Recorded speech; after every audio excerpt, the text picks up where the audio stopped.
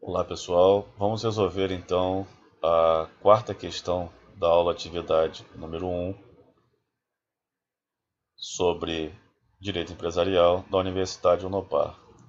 Os princípios constitucionais são um conjunto de normas que fundamentam todas as demais normas do nosso ordenamento jurídico, razão pela qual estão situados em posição de superioridade, visto que as normas subordinadas não podem contrariar as normas de hierarquia superior. No que tange aos princípios jurídicos de direito empresarial, assinale a alternativa correta. Nós temos diversos princípios jurídicos de direito empresarial e o que a questão está dizendo é o seguinte, que não podem contrariar os nossos princípios constitucionais. Dentre esses princípios que estão aqui nas alternativas escolhidas, nós temos um que está correto. Então, nós vamos tratar desse princípio, que é o princípio da livre iniciativa. Vamos lá. Os principais aspectos da livre iniciativa são imprescindibilidade da empresa privada para que a sociedade tenha acesso a bens e serviços que necessita para sobreviver.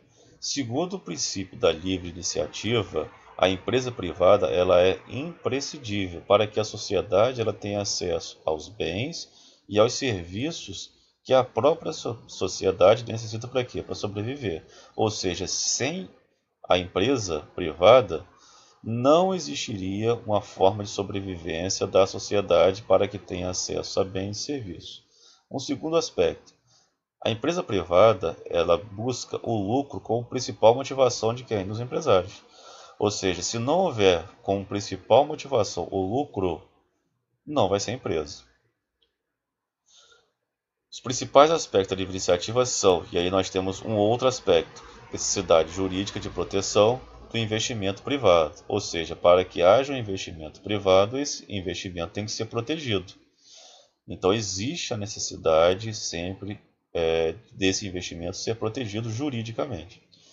Outro aspecto, reconhecimento da empresa privada como polo gerador de empregos e de riquezas para a sociedade. Ou seja, um outro aspecto para que nós tenhamos os princípios da livre iniciativa é que o reconhecimento da empresa privada, que ele é um polo gerador de empregos e de riqueza da sociedade, ou seja, ele é imprescindível. E nós temos um texto sobre a livre iniciativa. Em nosso ordenamento constitucional, a livre iniciativa é, em primeiro lugar, mencionada como fundamento da República no artigo 1º, inciso 4, reaparecendo como princípio da ordem econômica no caput do artigo 170. De forma muito sucinta, pode-se afirmar que esta liberdade é o espaço de atuação na economia, independente da compressão do Estado. Essa liberdade de iniciativa será exercida na atividade econômica de produção, circulação, distribuição e consumo de bens e serviços, dentro do mercado, palco onde atuam os agentes econômicos, que são o Estado, os empresários, os trabalhadores e os consumidores. É evidente que para alguém que se lance numa atividade lícita, é necessário que se tenha ciência da possibilidade de exercício da atividade, a que chamaremos de sensibilidade, saber que existe a possibilidade, bem como tenha acesso à atividade econômica eleita, a que chamaremos de acessibilidade, acesso ao desempenho da atividade econômica eleita para ser exercida.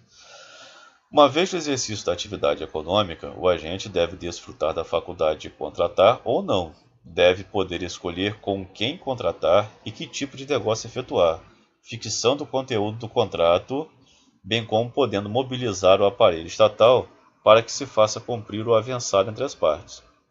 Claro que esta liberdade não é absoluta, em face da conexão existente no interior do próprio artigo 170, a saber, o trabalho, a dignidade da pessoa humana e a propriedade de sua função social, a livre concorrência, a defesa do consumidor e do meio ambiente, a redução das desigualdades regionais e sociais, a busca do pleno emprego e o tratamento favorecido para as empresas de pequeno porte, os quais devem receber interpretação sistemática em homenagem ao princípio da unidade da Constituição Federal.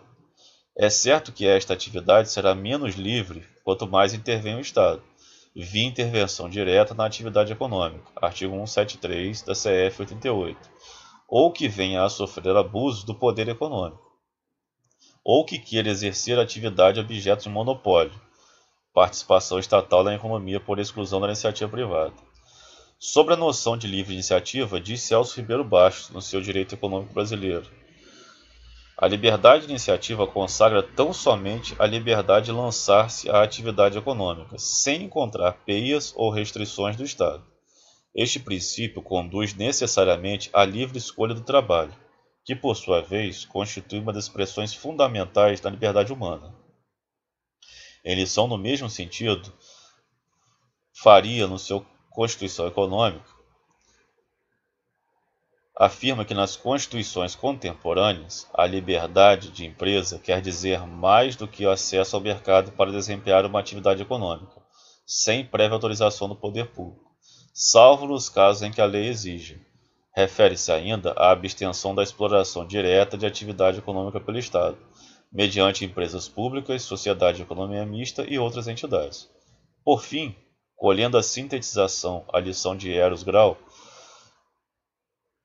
podemos dizer que a livre iniciativa abrange a liberdade de comércio, a indústria e liberdade de livre concorrência, os quais, conectados com a liberdade pública e a liberdade privada, teremos o seguinte painel: liberdade de comércio e indústria dão ingerência do Estado no domínio econômico, faculdade de criar e explorar uma atividade econômica a título privado,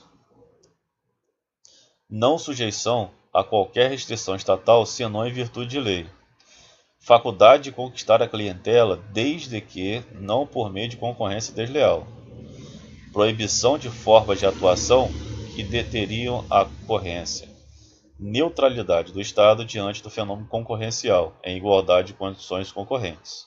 Com estas notas, entendo que este importante princípio fica esclarecido e bem fixado. Então, gente, o princípio que está correto e um dos principais princípios do direito empresarial é o princípio da livre iniciativa, que é a letra E. É a imprescindibilidade da empresa privada para que a sociedade tenha acesso a bens e a serviços que necessita para sobreviver. Na aula atividade número 2, primeira questão. Com a instituição e cobrança da CPMF, de acordo com a Lei nº 9.311, o endosso do cheque só poderia ser feito uma única vez. Entretanto, tal imposição não existe mais. Assinale a alternativa correta. Fiança garante títulos de crédito. Pessoal, fiança não garante títulos de crédito. Fiança é um instituto garantidor, mas ele está presente nos contratos. Letra B. O aval garante os contratos. O aval é o garantidor, mas ele está presente aonde? Nos títulos de crédito, ou seja, letra A e letra B estão invertidas.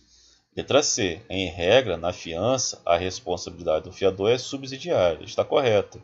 Em regra, gente, na fiança, o devedor principal ele tem a responsabilidade principal. Ou seja, aquele que é credor, que tem esse direito, o detentor do direito, ele não pode escolher primeiro cobrar do fiador, ele tem que cobrar primeiro do devedor principal, e a partir do momento que o devedor principal se esgotar as possibilidades de cobrança, aí sim ele cobra do fiador, ou seja, a responsabilidade é subsidiária.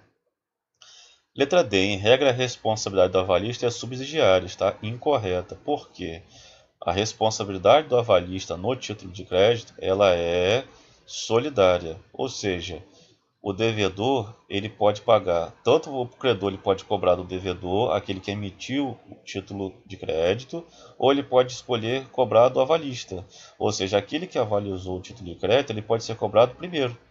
Então, deu a opção a quem? Ao credor poder escolher entre o devedor principal ou o avalista. Então, essa alternativa está incorreta. A letra E está incorreta porque a fiança precisa de cláusula específica do contrato.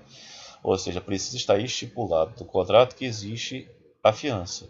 Então a letra E também está incorreta. E nós falamos que título de crédito é todo documento que o portador necessita ter em mãos para poder exigir ou provar o seu direito de crédito quanto àquele que assinou o título. E título de crédito, resumindo, é um título que é circulável. Então, diferencia, por exemplo, de um contrato comum, que na justiça precisa ser debatido, precisa ser discutido e passa por um rito diferenciado. Ou seja, toda vez que você entra na justiça, pleiteia um direito através de um contrato, você tem que discutir aquele contrato, ganhar a ação e, a partir desse momento, inicia um novo processo, que é o processo de execução. Quando você tem o título de crédito na mão, você já parte para essa parte de execução diretamente. Logicamente que tem um prazo para você solicitar essa execução. A partir do momento que você o executa, ele passa a ser um título comum, um contrato comum entre as partes, que aí depois nós temos que analisar o prazo prescricional.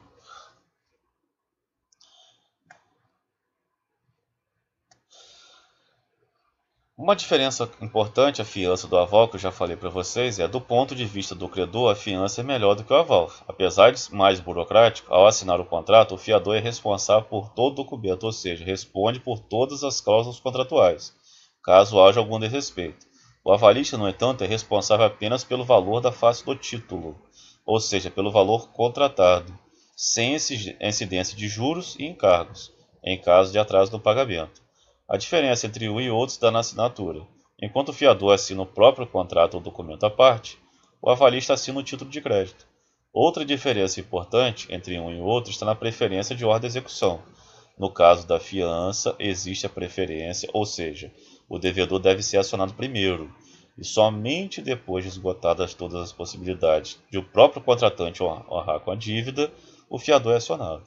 No aval não existe preferência de ordem. Portanto, o credor pode executar qualquer uma das partes. Normalmente, a primeira escolha é o avalista, que, tendo de arcar com o compromisso de outra pessoa, passa a cobrá-lo, o que agiliza o processo de pagamento. Então, gente, a alternativa correta nessa questão é a alternativa letra C. Em regra, na fiança,